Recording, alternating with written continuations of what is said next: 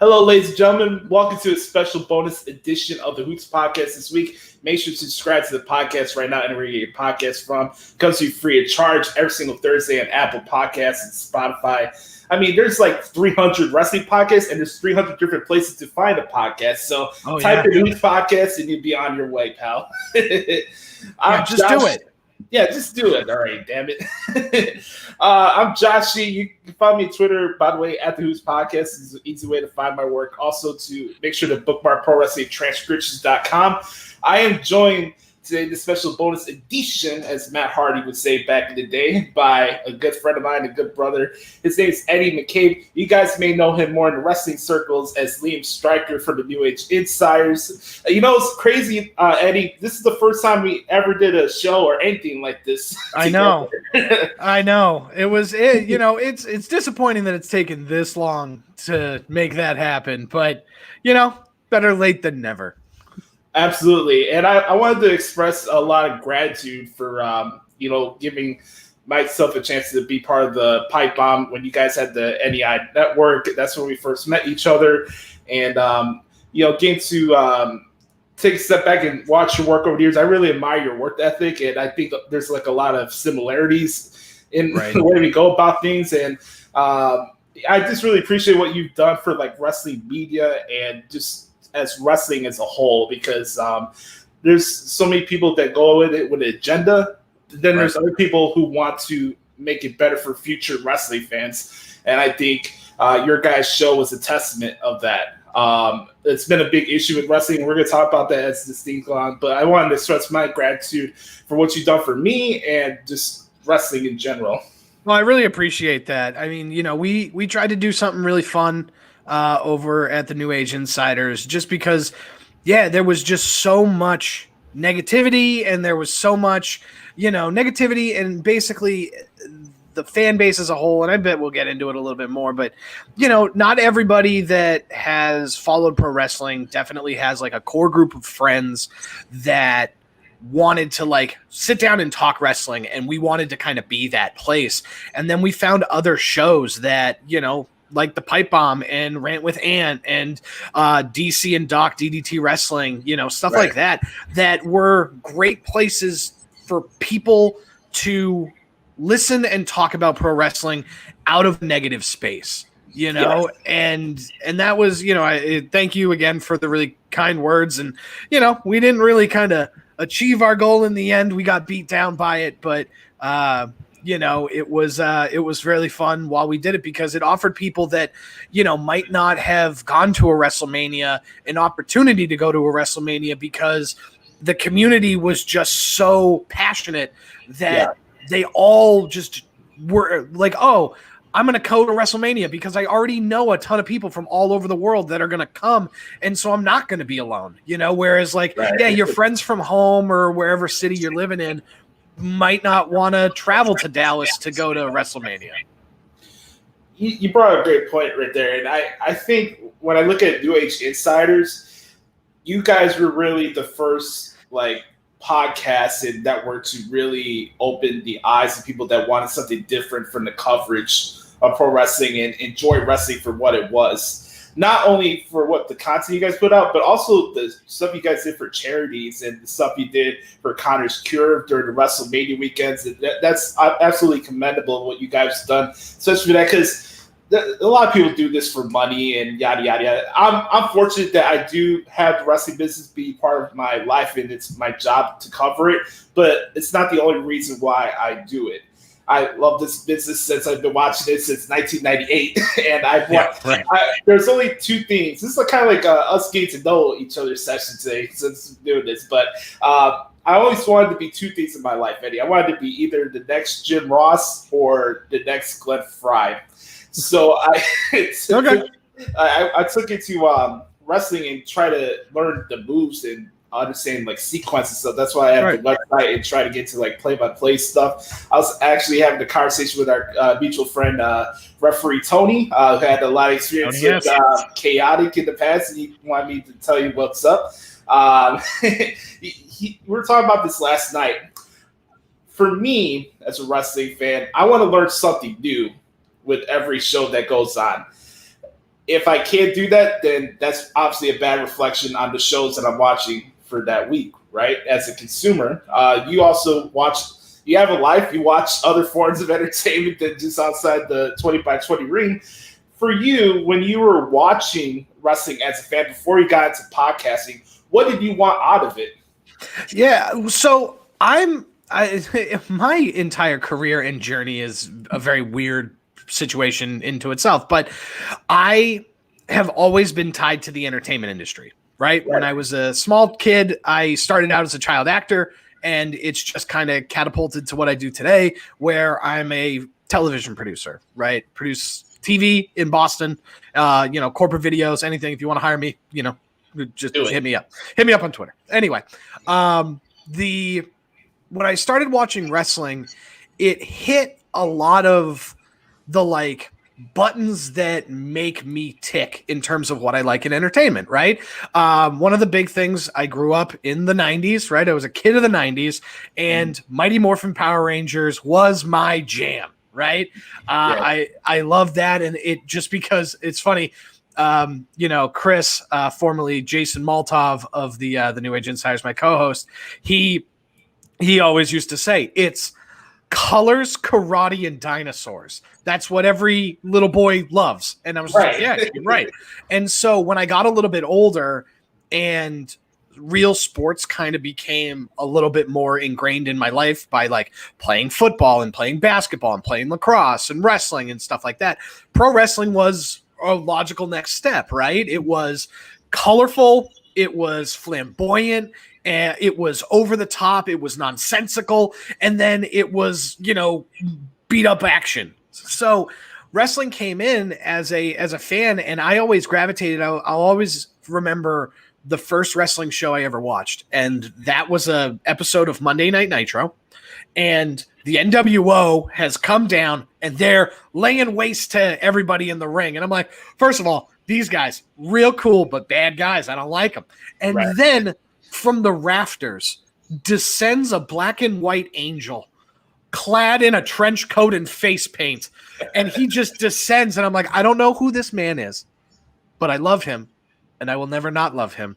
And he took a baseball bat to all of those people. And I was like, I don't know what's happening, but I'm in. I love it. I'm in. And so I started watching WCW for forever, and that was my brand. And I loved watching WCW. I was in on Hulk Hogan. Kevin Nash is one of my favorite pro wrestlers of all time. Goldberg, love Goldberg.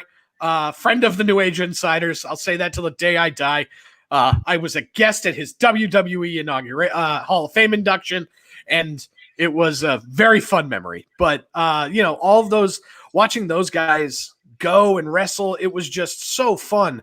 As I got older and the Attitude Era was kind of clicking on, WWF wasn't really my jam, but then I got my heart broken by WCW during the dying days because I was going to go to my first ever live WCW Nitro. That's where I was going to go.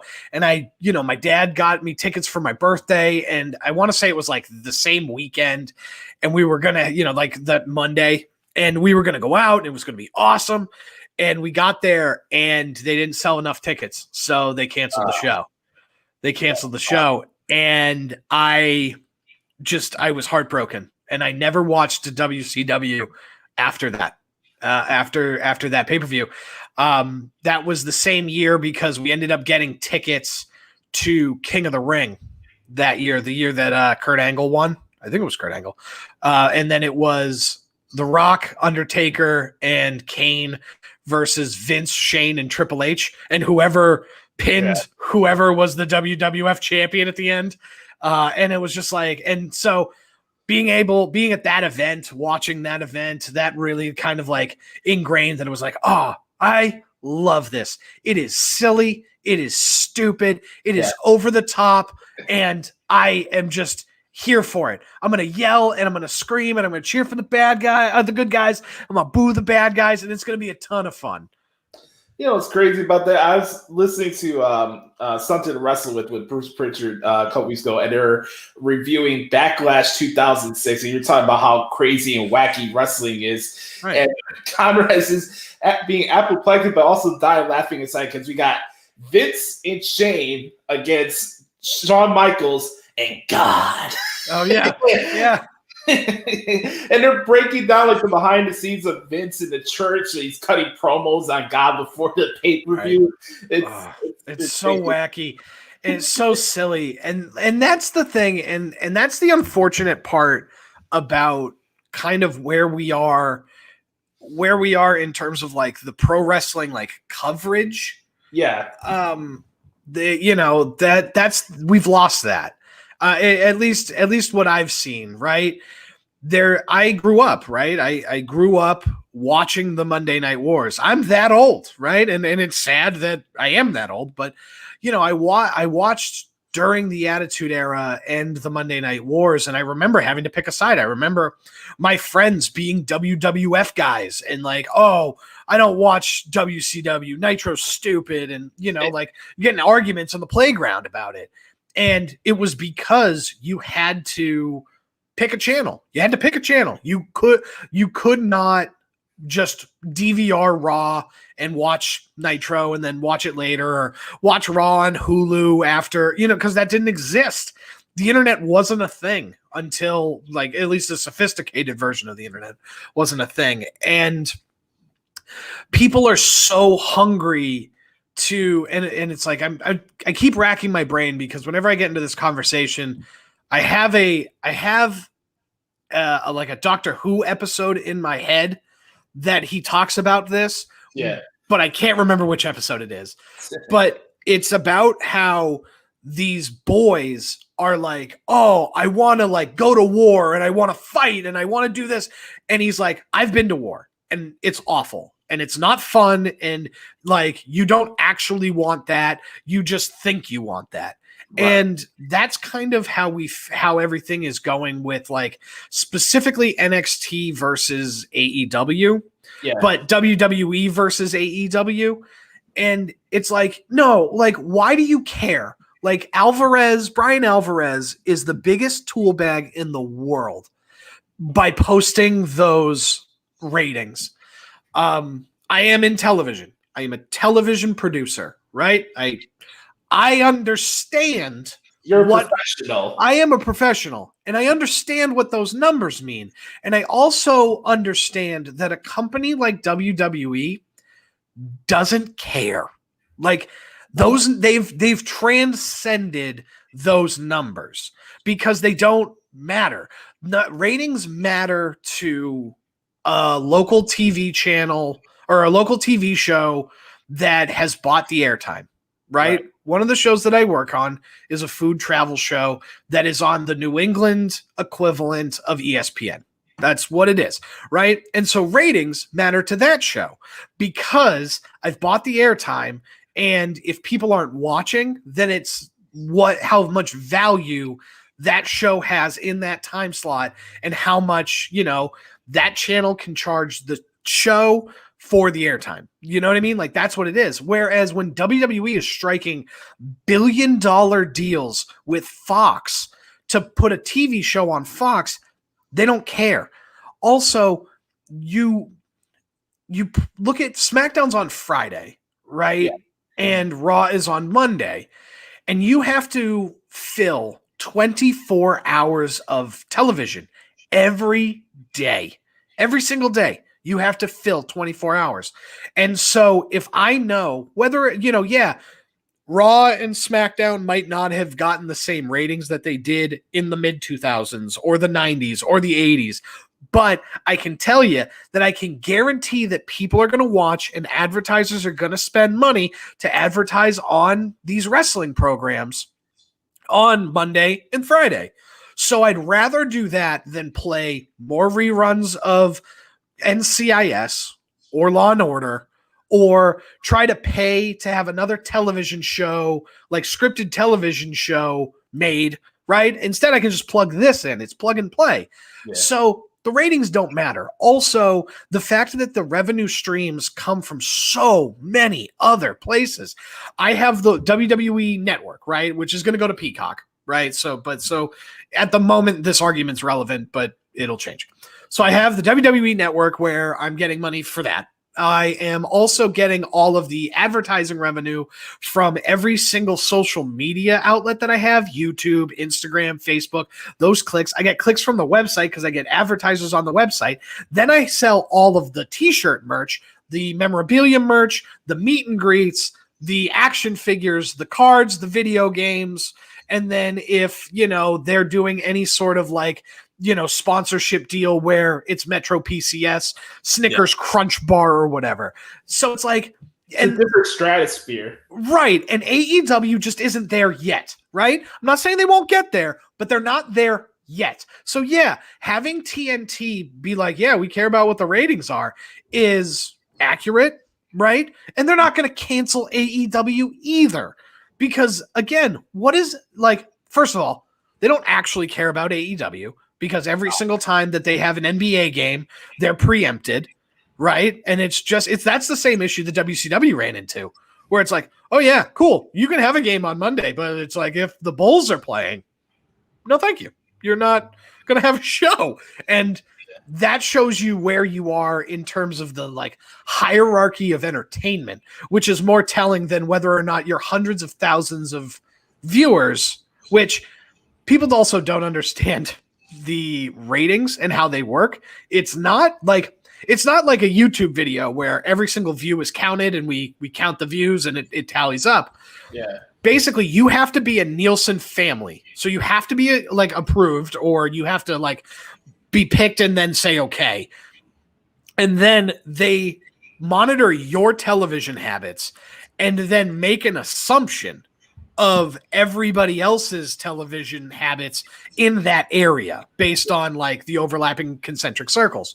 So it's oh, that's not nearly as accurate as you might think it is. It's crazy. Ed, you brought up the Doctor Who reference. I have a different one in how I view wrestling media since I'm part of the contingent, I guess. Yeah, for better or worse. I look at it like Jay and Silent Bob, where Ben Affleck comes out of the trailer and he sees Jay Silent Bob there, and he's going over about internet people are morose motherfuckers that just live their life trying to find things to satiate their need to confirmation bias. I'm going to find any little thing that validates my confirmation bias. And I think it's a major problem today, especially in this realm of wrestling, because the art form of it is subjective. And I don't know how you could misconstrue right and wrong with something that's subjective. We all have our different perspectives on the styles of wrestling we like, the way we like storylines. Some people prefer wrestling over characters. I am more of an in-ring guy because I want to be a commentator. When I analyze or critique wrestling, I'm critiquing the wrestling in the ring. And that's one of the more major reasons that I harp on this stuff with AEW, because on the marquee, your guys' company is called All Elite Wrestling. Yet your wrestling resembles everything I've seen in the last 10 years, from Lucha Underground to Ring of Honor to New Japan, TNA to a certain extent. And for me, I think it's just being disingenuous with your audience, saying we're going to be the alternative, yet you're doing the same thing that everybody's been doing for the last 10 years. It's not, just because it's the new company, I'm just going to trash it. I want it to be good. Hell, I spend 6 hours a week trying to write down articles for Dynamite and Dark. And these shows, sometimes they're good, sometimes they're not. And I just feel like I feel like AEW's directionless in a lot of ways. And also I don't want to say hyperbole, but the narratives around AEW is kind of inaccurate to what it is, because hovering over 800,000 viewers each week and relying on Impact and all these other companies to garner buzz when you still don't have an identity, I just think is a flawed business model. And especially Tony Khan, I heard him say this in Renee Young's podcast. He said that Dave Meltzer did the format for the Brody Lee tribute show. Also, to add on to that, you were talking about Brian Alvarez earlier. Mr. Toolbag decided to type out the ratings that week of Brody Lee NXT. Right. And it's just this echo chamber of bullshit that I feel is hindering what wrestling could be. And I've heard you in the past, and you're talking about wrestling needs to evolve. It needs to take this next step. To you, what should wrestling look like in 2021? So the thing that I've always talked, so you're 100% right with AEW, and I agree wholeheartedly, is I feel that AEW as a whole has missed the mark, right? I was at All In. I was, on Radio Row. I was as all in could be, right? Yes. And I watched all of the Being the Elite, and basically AEW just is in the middle of an identity crisis. And while I don't 100% blame them, because for the formative year that they've, had been a company, there's been a global pandemic that hasn't allowed them to really kind of flourish in the way that, one, I think they wanted, or two, the world would allow them to, right? So I'm going to give them a little bit of a pass in terms of that. Mm-hmm. But you're 100% right. Everything that they're doing is just contrived of old WCW and WCW and WWE storylines, shows, ideas. One of the things that is just so vomit-inducing is watching them be like, we're going to change the world, and Mike Tyson is going to be the special guest enforcer in our mid-card championship match. He's going to get involved. That's going to kind of help with the finish. And it's just like, oh my God, I watched that 2 decades ago at this point, and a lot of what AEW has done is, we're going to bring in an old star to stand next to somebody new, and that's all we're going to do. Everybody has a manager that's an old WWE, WCW guy, right? From Arn Anderson to Sting to Taz. It's just like, if you were going to be different, be different. But yes. I know it's an old trope of like having the old veteran guy come in to like mentor the young guy, because you're like, oh, you like this guy, pay attention to that guy. I understand that argument, but the AEW's whole mentality leading up to this was change the world, change everything, and how wrestling is done and how it was supposed to be done. And it feels like they just haven't done that at all. And it feels very disingenuous. Up until, what was it, November, every single champion that they had or have had, with the exception of the women, were all WWE guys. It's like, oh God, guys, come on. Like, that's not changing the world. And again, I understand, like, yeah, you bring in Chris Jericho. Chris Jericho's the first champion because that's how you get people to start watching the new show. I understand why, but you can't tell me that WWE is awful and terrible and they don't know what they're doing and then just do the same stuff. Now, in terms of where wrestling needs to evolve to, I've been, if you listen to the intro to the New Age Insiders, the thing that I said every single time is storytelling, storytelling, storytelling. And the reason I say that, and the reason that's my mantra, is because story is king. If you watch any piece of media, any piece of content that you consume, whether it's on the internet, on the radio, on, YouTube, television, movies, there is a story. Whether it's an overt story and a fictional story or a real story, there's a story. And that's what's the compelling part. I know you're an in-the-ring guy, and while that's a huge component of it, that's just an element to the storytelling. How we got there is different, right? You even look at something like UFC, and they tell you, hey, this is how this person trained, and this is how this person did it. Here's a prime example, right? We just had the Super Bowl last Sunday. Yeah. Tom Brady being on the cusp of all-time immortality as the winningest franchise in NFL history with winning a 7th Super Bowl versus the current face of the NFL in Patrick Mahomes. That's a story. Yeah. Which is it, the old guard or the new guard? That's a story, and that's why it's compelling. And television has evolved, right? I haven't watched it yet, but WandaVision, is currently one of the biggest pieces of media happening right now. The internet is abuzz, and when tomorrow Saturday morning hits, everybody will be waiting for next Friday when the next episode airs, because the storytelling is compelling, and wrestling just hasn't gotten there. They haven't gotten there. They got close, and Lucha Underground is the closest thing that I could imagine to what my version of pro wrestling is. Right? Or what I believe pro wrestling needs to evolve to.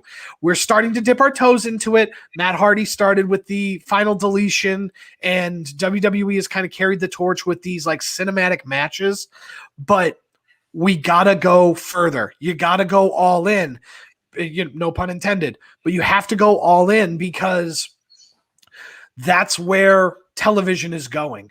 There's going to be time and a place to watch classic pro wrestling, and also as a business model, it makes far more sense if my television product looks different than my in-ring like live product, because it gives me a reason to go to the live show. How many WWE shows have rolled into town and you just haven't gone because you can't be bothered? But Raw rolls into town and you care a little bit more. Pay-per-view rolls into town, you care a bit more because there's story time, there's story in there. There's something to sink your teeth into. Something might happen, right? Well, if Raw and SmackDown are 100%, or even Dynamite are 100% cinematic, and now my live show or something like Dark is the classic pro wrestling show, well, now it's interesting. Now it's something worth watching. It's something different. When you're asking me, especially on a WWE scale, where it's like you're asking me 8 to 10 hours of content every week, it's like, give me something different. And that's where wrestling needs to get to. Focus on the storytelling, because somebody that I killed for a long time is Roman Reigns. Right? Roman Reigns, the story that and the character that they've developed for him is captivating. That's why people all of a sudden have pulled the 180 on him. Right? Yeah. And that's where I ultimately think wrestling needs to get to, is how do you invest in these characters again, and how do you invest in these storylines again? You know who tells good stories, Eddie? GOW. Shout out to the good brother Ant in the chat right now. I haven't had so much fun watching wrestling in the longest time. Right. You got to watch GOW Enigma every Thursday night. Game Event on Twitch, twitch.tv/Game Event. It's not even my thing. I'm plugging him. But for the love of God, the concept is fantastic. That dude just grabbed a bunch of old WCW and WWF wrestlers, and he's just doing a simulation. And every Thursday, there's matches. You get to watch him. He's not even wrestling, like controlling anybody. He's just letting them go. And God, it's just so fun to watch. I did a thing for it. I did the a recap video as a character. And that was fun, and I hope to do more of that for him. But like that's fun. Everybody takes wrestling too seriously, and we always used to say on the New Age Insiders that it's grown men solving their problems with violence from 8 to 11 on a school night. Okay, it's not high drama. You know what I mean? It's not high drama. No, it's not what any shows that pop up from the 90s. You know what? You brought up a great point about storytelling. And I think for me, I could differentiate like the stories told in the ring as opposed to the stories that are told on TV, because I make the transcripts now. And I understand TV formats and how it's supposed to go. I always give a pre-warning for people who check out my transcripts. Like, I'm not responsible for promo segments not making sense. So I'm trying to understand where to go with their verbiage sometimes as well. I think the thing you're hitting on is the fact of the layers going into that big match, as opposed to, okay, here's the match. That's the story they told with their moves. You're like, how do we get there? Why should I care about this match? That what's it gonna make a difference from the other match where it has 10 insecurities and this lariats and all this stuff? And here's the thing, Eddie, like I look at wrestling and how it's covered today, I don't know what people want, and that's the scary thing. I don't know what people want. You get something that you want, like a WrestleMania 30, where I felt sometimes it was like a charity case thing with Daniel Bryan winning the title just out of the fact that Punk quit the company, Daniel Bryan's on his journey. That was a good underdog story. I'm not taking anything away from that, right? But I felt at a point where the internet dictated a WrestleMania, and that should not happen. I heard in the wrestling business a lot of times that at the end of the day, and we could mix in ratings in this as well, for better or worse, the wrestling business is about making money at the end of the day. It's not about rounding errors or Nielsen and all this other bullshit that's put on the server. It's about making money and making the business grow for the next generation. I don't know what people want. And that scares me. Like you're saying about Lucha Underground, it was a great platform. I loved covering Lucha Underground. If we could have more Dario Cuetos as authority managers, we'd be on the right track. You know? And then you have like Katrina was like a great valet, like Mil Muertes, different concepts of great consequence matches. Or I always loved Cueto. You'd be like, you know what? We have Phoenix and Killshot. Shout out to you, Isaiah Swerve Scott, awesome wrestler. We're going to give you a unique opportunity. Yeah. Unique opportunity. It's just they broke the mold with a lot of stuff on that show. And it was fun because I got a chance to sit down with Brian Cage. And it was very weird. I spent an afternoon with him and Flip Gordon at a Gold's Gym in New Jersey. It's a very, very odd day. But him and I were talking because I was like, dude, I loved Lucha Underground. That was probably my favorite thing. And it was his favorite promotion. And he absolutely loved it. He loved it. He loved working on it. And he thought it was so fun and everything was great about it. And basically, that's the type of thing where it's like they broke the mold in terms of how cool the set was. And the mid-card championship belt was awesome. That was so awesome. And I had never seen, nobody ever thought about things like that before. And it's pro wrestling has the same issues that like baseball has currently. Yes. Where it's like, there are these traditions and these are the way things are done. And this is the way they always should be done and the way they need to be done. And it's like, yeah, I don't know if you know this, but people aren't watching. So you're wrong. You're wrong because people aren't watching. And if they were watching, then you'd be right. Or if they ebbed and they flowed, then you'd be right. But they're going away from the product in every way, shape, and form. You know, okay, the Brody Lee show had over 1 million people for the viewer ratings or whatever.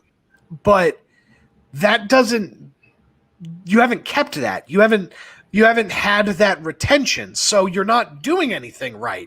That was a once in a lifetime, hopefully, event where a beloved actor on your show died. So you had a special show for him. Yeah, you can't. Yeah, it was a great show. Real fun. But it's just like you can't kill off an actual human being every week and have a sympathy show.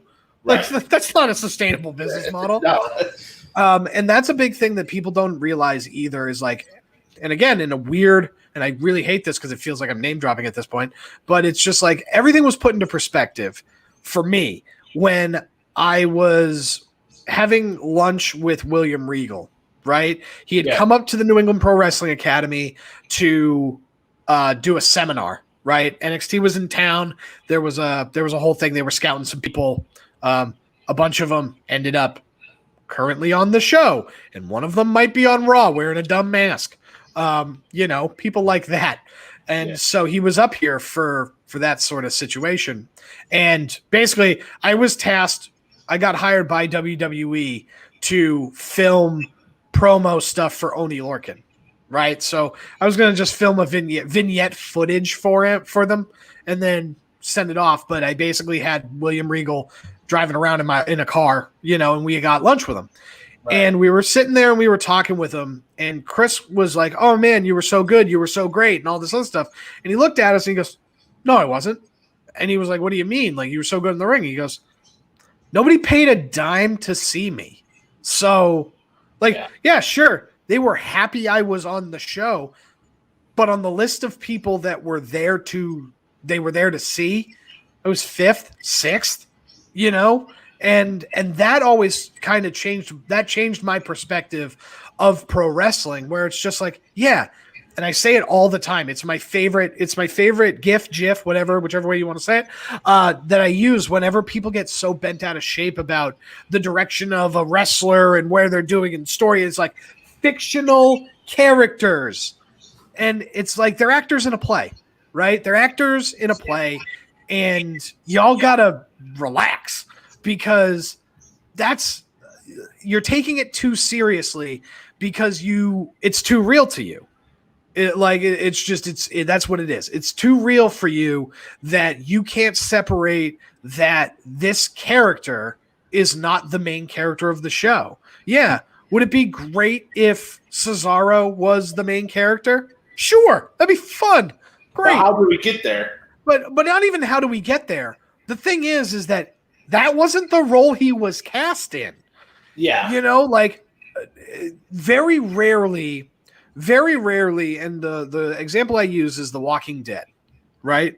Based on a comic book, a bunch of the characters are already alive. Norman Reedus' Daryl was not in it. He wasn't a character. He was just a guy on this show. And very rarely does that character get such fanfare that they become the main character, right? That's very, very rare in television, because when you're the like supporting best friend, that's the role you were cast in. And that's what people need to realize when they're watching pro wrestling.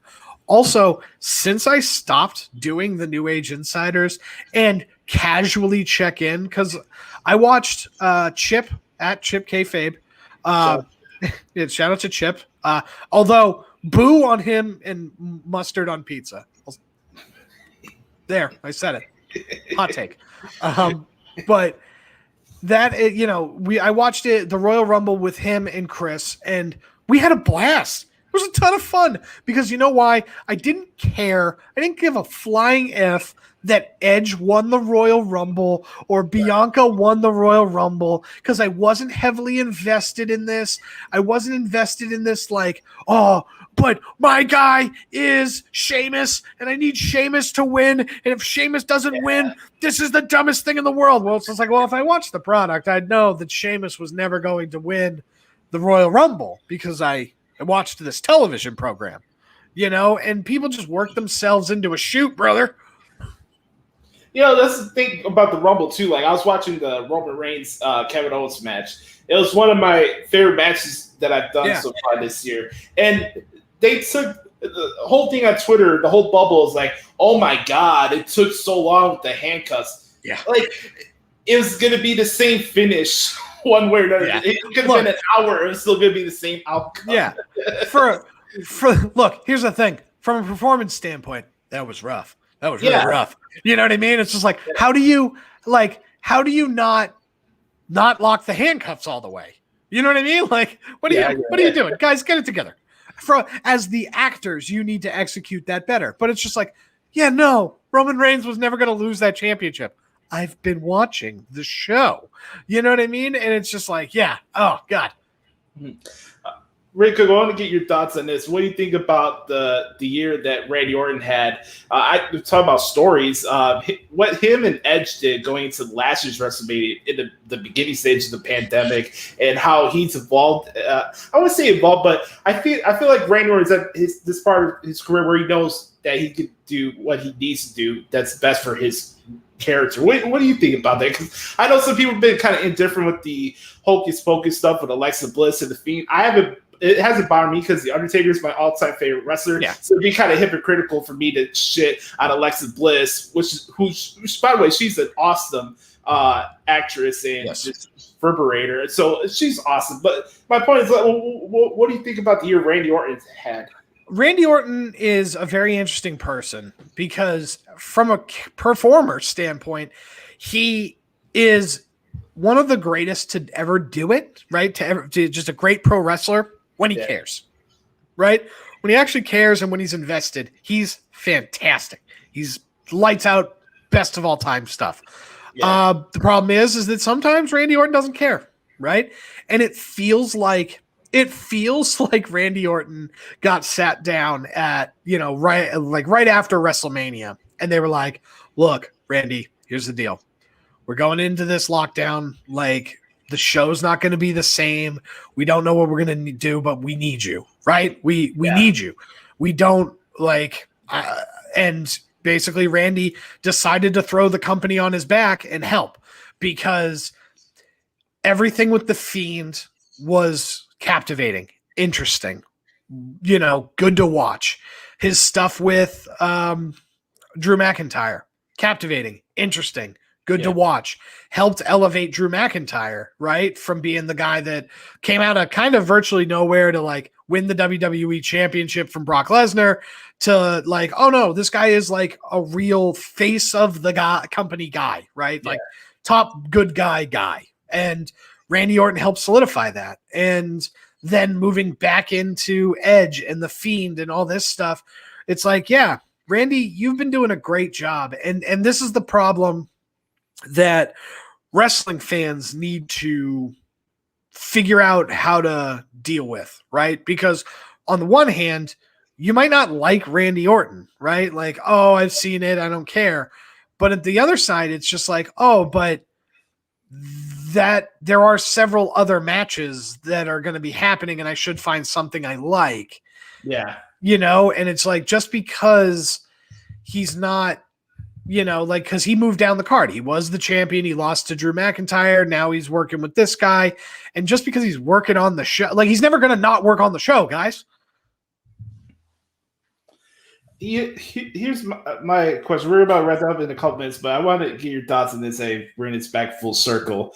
We're here in 2021. I can't believe it's already the middle of February. Yeah, I know. That goes by so fast. But what changes would you like to see from like my portion of the wrestling media? Because I think like we're doing a disservice to the future of wrestling fans with the way it's currently structured and how we go about reporting things. I stay in my lane. I just stick to the transcript. Yeah. That's all I can do at this point. But just in general as a whole, what could like wrestling media do better in 2021 to at least help keep the interest of wrestling, even if the TV products are not doing it for the other wrestling fans? All right. I got to plug in my laptop, but then I will give you a very rousing answer. Gotcha. All of a sudden, I had this new Mac update, and the Mac update took away the bar, the actual like power bar, and how much power I have left. So now all of a sudden, it was just like Yosemite Big Sur or whatever, Apple. Just like, God, why did you take that? You guys suck. You took away the headphone jack. And now you're taking away the power button, or you took away the power button. You're taking away the charging port. And on my laptop now, I can't see how much battery I have left. I'm an old man, damn it. I got to have my creature comforts. Remember my old flip phone and the razor. God, I need it. Anyway. Steve Jobs is rolling in his grave, damn it. Yeah. God, I hate it. I'm going to get an Apple Pen and AirPods or something, because God knows I need – God, I hate it. Anyway. So the big thing and the void that I see is the void that we left, right? The entire mantra and mission statement for the New Age Insiders was the premier place for fans, wrestling fans specifically, to connect, discuss, and to be heard. That was our mantra. That was our code of conduct. Yeah. We tried to facilitate open, honest, and rational conversation, and we did a pretty damn good job at it, right? And then we stopped, and that void never got picked up by anybody. Nobody took up that mantle. Nobody really even tried. It is a bunch of blowhard assholes that want to sit on Twitter and just tell you why they're right. And it's that void that makes a place like Twitter a insufferable black hole, because there's no positivity. I used to have conversations with people from all over the world. Mm-hmm. People would come to me, or we'd have a topic that we'd all be discussing. And, one of the things that was really fun was are they a Hall of Famer? We take an old borderline Hall of Fame guy, and it would be a discussion about whether, I'm just going to say Dolph Ziggler. Is Dolph Ziggler a Hall of Famer? And people weigh in. Yeah, I think so. No, I don't think so. But it was a rational and good, healthy debate.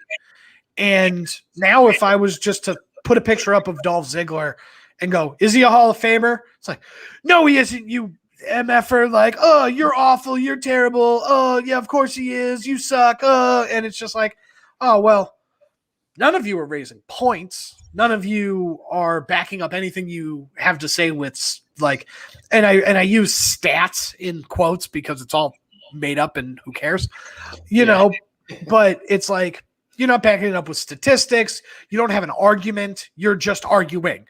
And that's where I would like to see. We got burnt out. I got burnt out, for those of you who are like, oh yeah, I remembered and I stopped listening. And then why aren't you guys doing things anymore and stuff? And it was like, well, some stuff happened, basically like a year and a half ago at this point, where my dad got diagnosed with stage 4 lung cancer and I had to go deal with that. Bill decided to move down to Florida. And so it was just like, all right, well, you know what? Now's as good a time as any to really kind of hang this whole thing up. Right. And so go follow Bill. Bill's doing a lovely Disney theme park show with his girlfriend, Danny. A couple of park hoppers, go follow them doing all that fun stuff because they're absolutely fantastic and wonderful people.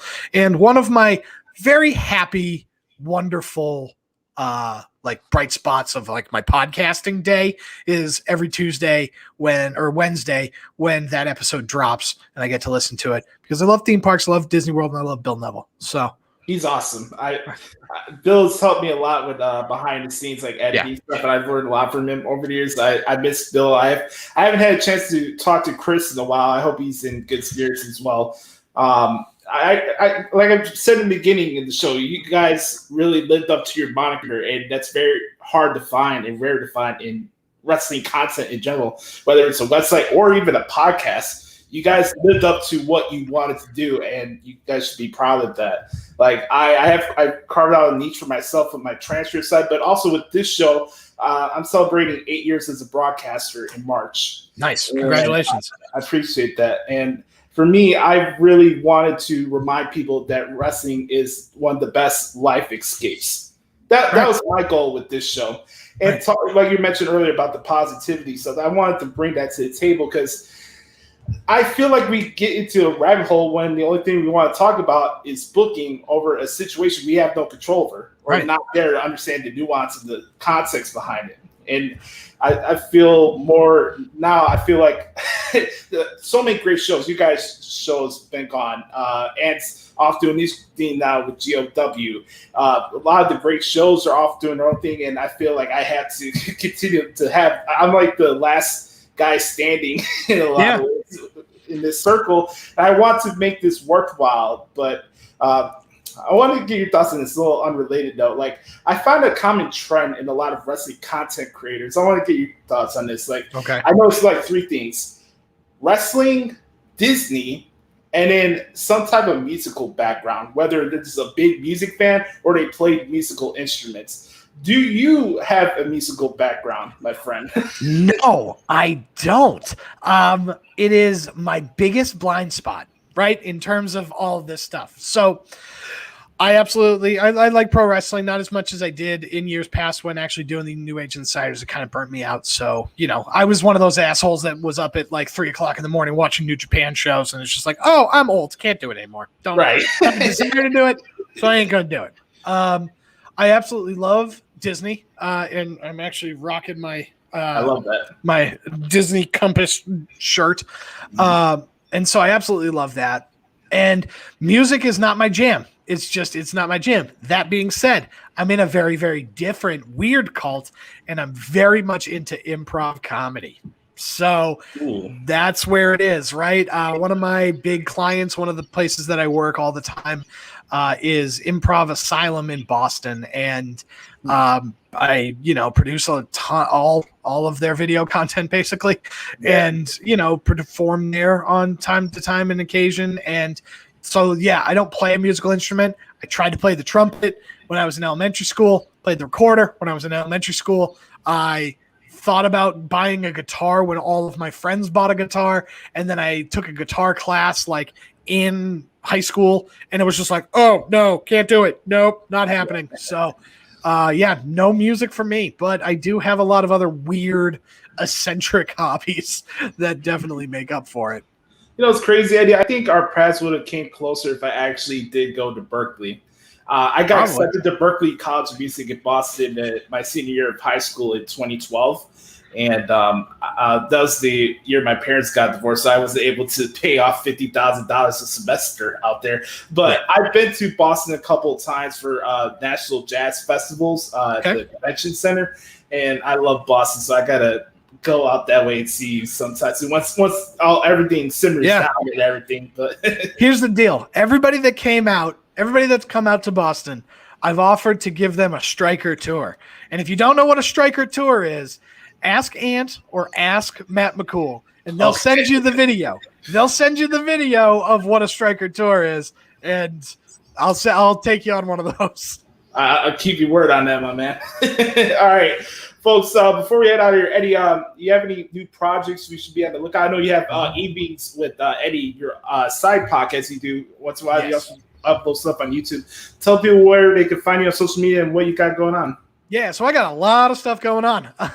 So basically, Evenings with Eddie is kind of the main thing going on right now. That is a spiritual successor to Late Night Liam, which was the late night talk show style podcast that I did on the NAI network with the lovable, the huggable, the incomparable Bill Neville. He is no longer there, so I do it myself. Basically, the videos go up online on YouTube, but I try to go live twice a week. I try to go live in the noontime hour on Tuesdays and Thursdays. Sometimes my work schedule does not, totally accommodate that because, I spend 18 hours filming master classes and other video nonsense. So, it is what it is. But check that out. You can find that on YouTube at the Eddie McCabe if you just search all that fun stuff, as well as on Spreaker, Spotify, iTunes, Podomatic, Glurk Normal. I think that's all of them. But they're all there. And so you can find the audio version there. It's on Spotify, so you can just check it out there, just Evenings with Eddie. I also have up on the YouTube channel is my Disney Princess film series, where once Disney Plus launched, I watched every single Disney Princess movie, and I reviewed all of them. So go and check that out. And then speaking of movie reviews, I do That Movie Show with Mike Wendt. We cover a deep dive into movies, and that has been the weirdest, cathartic, nonsense podcast that I have done in the longest time, because we've been locked in our houses and we've gone insane. So we just talk about absolute bullshit the entire time. I've been in this weird binge of finding stuff on Netflix since I just moved into my new apartment. I'm on my own now.